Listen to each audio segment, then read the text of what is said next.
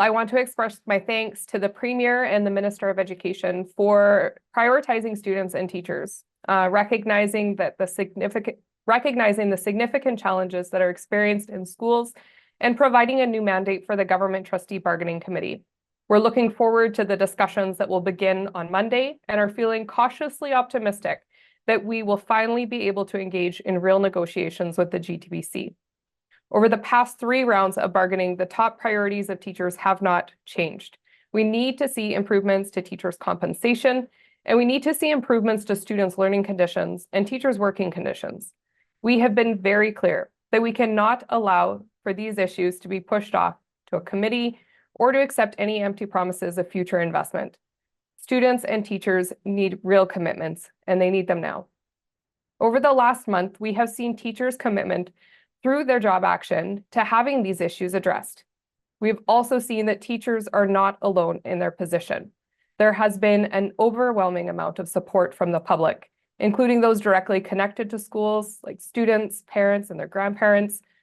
Also those less connected, like business owners, religious groups, and professionals like doctors and lawyers. Everyone understands that investing in public education now means we're setting Saskatchewan up for success in the future. On behalf of the 13,500 teachers in Saskatchewan, I want to share our sincere thanks for all of the support that has been shown to date throughout this fight. We have approached negotiations in good faith throughout the entire process, and that approach has not changed, which is why we announced yesterday that sanctions would be suspended at this time. We have set aside 2 days, and we are ready to negotiate all through the day, all through the night if needed, to reach an agreement with this government. And we're hopeful that the GTBC has the authority to engage in good faith negotiations as well. If we're not able to reach an agreement over those 2 days, further sanction action may be announced following the dates. I'm happy to take anyone's questions as well. We have Angela Banda online, and she'll be able to respond in French if it is wanted at the end of questions. Alec? Good morning. Good morning. Given the video from Minister Cockrell yesterday, it seems like specifically what he was talking about was wages and it being indexed to CPI.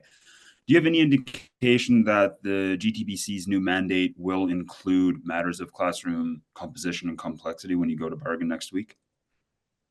Well, the communication we received from the GTBC was that they had a new mandate, and despite the minister's comments in his video, the one thing I can agree with is that those conversations happen at the bargaining table, and the best agreements happen through negotiations. And so we're looking forward to the conversations and hearing what the GTBC is able to provide, and hopefully being able to engage in back and forth conversations. Despite what their mandate might be, we will continue to bring it up, and so it will definitely be a topic of conversation that we anticipate will be addressed at the bargaining table. And if it is just a matter of wages, if they're willing to engage with, let's say, 9% over 3 years or a 12% over 4, is that sufficient, or do you think that the membership, the 13,500 members that you represent, will be in favor of that if it's put to a vote? Well, we have done extensive consultation throughout our preparation for bargaining in this round. We had 9,000 different data points collected through that consultation process, and consistently teachers said that they need to have protections around their working conditions. We need to see improvements to supports for students, and we need to ensure that we're setting teachers and students up for success in our pre-K to 12 education system here in Saskatchewan. And so consistently, both compensation, but also class complexity, those 2 issues fell at the top of the list. And so we have been very clear that we expect class complexity to be addressed. And any agreement that does not include class complexity is not sufficient from our perspective and from the perspective we've heard from teachers across the province. Last thing for me for right now. I think a decent amount of hay has been made over some of the video and clips used in the video that was tweeted out yesterday. It looks like some of the classroom footage was from Denmark, other moments of it was from America, and it seems as though people were maybe a little bit upset with the classrooms depicted. I mean, for you watching that, for you seeing those clips, was there anything that kind of stuck out to you, or did you have any comment you wanted to get out there regarding the video itself? Well, through any of the videos that the ministry and the government have put out depicting classrooms in Saskatchewan, it hasn't been, or it has been clear that they do not depict the reality that students and teachers experience in classrooms here in Saskatchewan. Obviously, we can't go around and snap pictures of real classrooms. We want to protect student identity, but the environments that are in those classes just don't match our reality. Teachers know that, students know that, and parents know that after being in schools and seeing that. So I don't know what strategy the government has. I mean, it's a great question for them of why those pictures, why are they putting out those images? But we know that it doesn't match our reality. Cool. That's all for me. Thanks. Thanks, Alec. Josh? Yes. So you mentioned that obviously you'd like to come to some kind of conclusion at the bargaining table that's satisfactory for both parties, ideally. If the government is not prepared to address classroom complexity and these other issues, which have been sort of paramount throughout this process, how the Federation finds the talks are not going productively, how quickly might some form of job action resume? Well, we have heard from the minister that they are committed to investing into education. And so if those commitments are real, and we should be able to expect investments to last over a longer term, I don't know why they might be hesitant to include them in an agreement where they can be held accountable and we can ensure that students are going to get the supports that they need over a long term. So we are hopeful that next week will include a commitment around improvements in our classrooms where class complexity can be addressed. And if they don't, if talks break down, we do have the 2 days that are booked, and beyond that, then any sanction action that is announced, similar to what we have seen in the past, would require a 48-hour notice. So that is what people could expect if talks were to break down, is that we would still continue to provide the 48-hour notice as we always have. All right, thank you. Thanks, Josh. Andrew? Hey, good morning. Why do you think this was presented by the government at this time rather than earlier or perhaps later when, more job action was taken? Why do you think now is the time that both sides are going to get back? I don't know. I'm actually disappointed that it's coming this late. I mean, we have taken significant action. We have been at the table since May, like I said, nearly 9 months. And this is the first movement that we have seen from government. It is unfortunate that it's taken this much effort and this much pressure from teachers and the significant actions that they've had to take. We could have found a resolution earlier. We have been ready to negotiate, ready to have those back and forth conversations. And it's disappointing that it's taken this long, but happy that it's coming now and not later.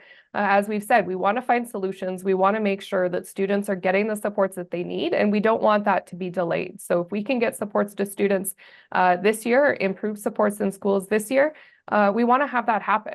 So any delay in the process just means it's a delay for students to get their needs met. And with, the video it is talking a lot, mostly about salary. What kind of attitude are you expecting, either yourselves or the government to go into this with, to start talking again here? Well, we have always approached these conversations in good faith, despite whatever actions the political elected officials take. And we would hope that the GTBC does that as well, although they receive their mandate from the ministry and the Premier Treasury Board are the ones that are impacting the decisions that they make. But we are very hopeful that they're coming in good faith and ready to have back and forth conversations. But I mean, that would be a great question to ask their representatives. We have always been respectful at the table and ready to engage in conversations. And like I said, we're hopeful that the other side is approaching it in the same way. Will? Hi, good morning. I was just wondering if you can expand on some of the supports in the classrooms that you guys will really be seeking during this round of negotiations, like what exactly you guys want to see there. Well, our opening proposal that we put forward was very comprehensive in that it addressed class size, but not just class size on its own, looking at the needs of students within classes, making sure that students have supports if they require one-on-one supports, looking at ratios between students to other professional supports that are in schools, like mental health counselors, speech language pathologists, occupational therapists. But also we recognize that different areas of the province have different needs. And so we'd be happy to engage in a conversation at the table to look at how we can have or how we could create a mechanism that would ensure accountability, that funding would be provided to school divisions, and that there is accountability on the decisions that are being made by local boards. Having teacher input in those conversations is obviously critical to ensure that they have an accurate understanding around the needs of students in those areas. So there's lots of ways that this can be addressed, and we recognize that the issues that we've experienced in schools and the erosion of supports in our schools has occurred over nearly a decade. And so we don't expect everything to be solved in 1 year, and maybe not even within one contract, but we need to have commitments that things are going to start improving and be able to see a path forward of where we might get to, or how we might get to when we were back to when we were first in the country. So how can we get back to that level of supports that we had previously? Thank you. That's it from me. Thanks, Will. Eric? Hello, yeah, just hoping to confirm the timeline here. So you've said there's 2 days blocked off for negotiations. Is that Monday, Tuesday next week? And then we could see strike action 48 hours after that if those talks don't work out? Potentially. Like I said, we're going to this in good faith. We are really hopeful that at the end of the 2 days, hopefully it is a positive announcement that we're making about a tentative agreement that has been reached between teachers, government, and school boards. But beyond that, absolutely, if we do not see government coming in good faith, if they are not engaging in negotiations with a back and forth to make sure that all sides are satisfied, then we would provide if there were additional sanction actions that would be required at that time, we would provide a 48-hour notice when we felt the action was needed. Perfect. Thank you. Thank you, Eric.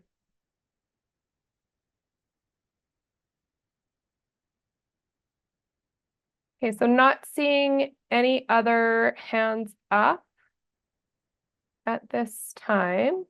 Just again, share my thanks to everyone for joining me here this morning, and as well for shining a light on the reality that students and teachers are facing in schools across the province, and sharing our perspective of the situation that we find ourselves in with the dispute with the government. We are very hopeful that we can get back to the table and reach an agreement with the government. We are ready to engage in those conversations at the table, and hopefully next week we are providing an update with some more good news.